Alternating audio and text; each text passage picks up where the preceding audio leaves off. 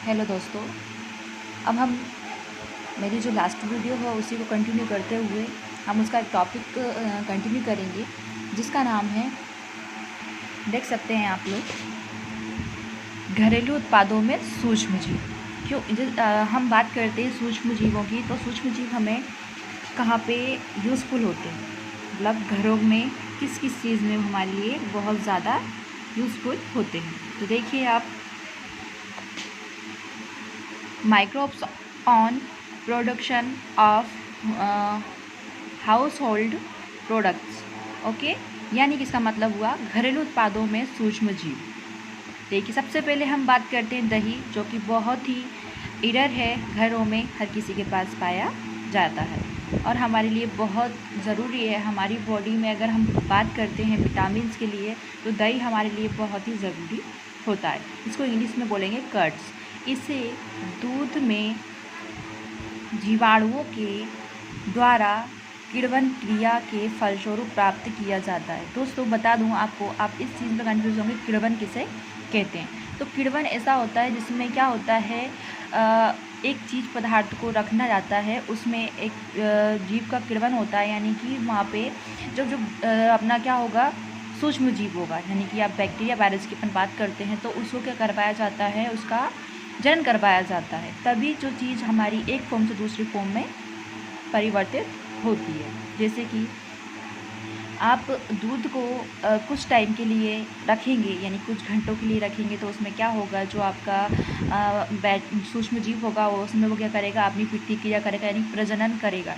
अपने आप की अपनी वो प्रजनन मतलब अपने आप को एक कोशिका से अन्य कोशिकाओं में परिवर्तित करेगा, उसका गुणन हो जाएगा। गुणन होने के बाद में जब वो प्रतिक्रिया करेगा तो क्या होगा, किया जाता है, दूध से दही के निर्माण में भाग लेने वाले जीवाणु लैक्टिस एसिड जीवाणु। तो यहाँ पे आप देख रहे हैं क्या कहा गया है, किण्वन क्रिया फलस्वरूप प्राप्त किया जाता है। यानी कि दूध से दही बनाने के लिए कौन सा बैक्टीरिया आपको दिख रहा है, जीवाणु लैक्टिस एसिड जीवाणु। समझ में आ गया होगा यहाँ तक। अब हम आगे चलेंगे। इसका इंग्लिश में नाम आप देख सकते हैं, लैक्टिक एंड बैक्टीरिया। इसका आप नाम दे सकते हैं, इसको शॉर्ट फॉर्म में LAB होते हैं। इन जीवाणुओं में लैक्टोबैसिलस एसिजेफिल्स ले लैक्टिस व स्ट्रेप्टोकोकस लैक्टिस होते हैं। मतलब इतने जो जीवाणु होते हैं इसमें भाग लेते हैं। ये जीवाणु लैक्टिक अम्ल का उत्पादन करते हैं, जो 40 डिग्री से कम तापक्रम पर दूध प्रोटीन को स्कंदित तथा आंशिक रूप से पचा देते हैं। तो क्या हो रहा है इस क्रिया में, आप समझ सकते हैं। मैं आपको बता दूं कि अगर ये प्रक्रिया ना तो 40 डिग्री सेल्सियस से कम में हो सकती है और ना ही इससे ज़्यादा होगी, ठीक है। तो आपका ये प्रक्रिया कब होगी, जब आपका जो भी दूध है वो कितने टेम्परेचर पर आएगा, 40 डिग्री टेम्परेचर पर, ठीक है। लिखा हुआ है, आरंभ में दही की थोड़ी मात्रा जामन निवेश द्रव्य के रूप में हल्के गर्म दूध में मिलाई जाती है। क्यों मिलाई जाती है मैं आपको बता दूं। घरों में आपने देखा होगा, दूधों को जमाने के लिए सबसे पहले से बचाया हुआ कहीं दही होता है या तो मई होता है, या फिर हम थोड़ी सी खटाई का यूज़ करते हैं। खटाई का यूज़ करना इतना इंपॉर्टेंट नहीं है, ताकि जामन का ज़रूरी होता है, जिसे हम दूध या मई के रूप में यूज़ करते हैं। उसमें आप थोड़ा सा मादा डालोगे तो उसमें क्या रहेगा, जो बैक्टीरियाज के नाम दिए हैं आपको, लैक्टिस एसिड जीवाणु, इसका जो नाम दिया उसमें पहले से ही ऑलरेडी उपस्थित रहेगा। जब वो उस दूध में प्रविष्ट होगा तो क्या करेगा, अपने आप को वहाँ पे उसका गुणन होने लगेगा, और वही गुणन होने के बाद में तब वो क्या करेगा, उसका लैक्टिक अम्ल उत्पादन करने में उसका क्या करेगा, स्कंदित तथा आंशिक रूप से पचा देते। तो उसमें वो प्रक्रिया करेगा, जिससे हमें क्या प्राप्त होगा, दही प्राप्त होता है। दही की थोड़ी मात्रा जामन निवेश के रूप में प्रवेश कर हल्के गर्म दूध में मिलाई जाती है। इस जामन में असंख्यक लैक्टिक एसिड जीवाणु होते हैं, वही मैंने जो आपको भी समझाया, जो उपयुक्त ताप पर कई गुना वृद्धि करते हैं, जिसके फलस्वरूप दूध दही में परिवर्तित हो जाता है। यही नहीं, इसमें VI+V12 की मात्रा बढ़ने से पोषण संबंधी गुणवत्ता में भी सुधार आता है। यानी कि दूध के अकॉर्डिंग ज़्यादा जो आपकी गुणवत्ता होगी किसमें, पोषण में, वो दही में ज़्यादा पाई जाती है, भी सुधार आता है। दूध से दही बनते समय लैक्टोज शर्करा को किण्वन कर लैक्टोज अम्ल में बदलते हैं। किसमें बदलते हैं, किण्वन करवाकर लैक्टोबैसिलस को लैक्टोज अम्ल में क्या करवाकर, किण्वन करवाकर। किण्वन का मतलब होता है उस चीज़ को कुछ टाइम के लिए अथावस अवस्था में छोड़ देना, कुछ घंटों के लिए, उसे हम कहते हैं किण्वन करवाना। तो स्ट्रेप्टोकोकस केसीन प्रोटीन दुग्ध प्रोटीन को स्कंदित करते हैं। हल्के गर्म दूध में जामन डालने के पश्चात लगभग 5 घंटे में दही का निर्माण हो जाता है। कितने घंटे में? 5 घंटे में।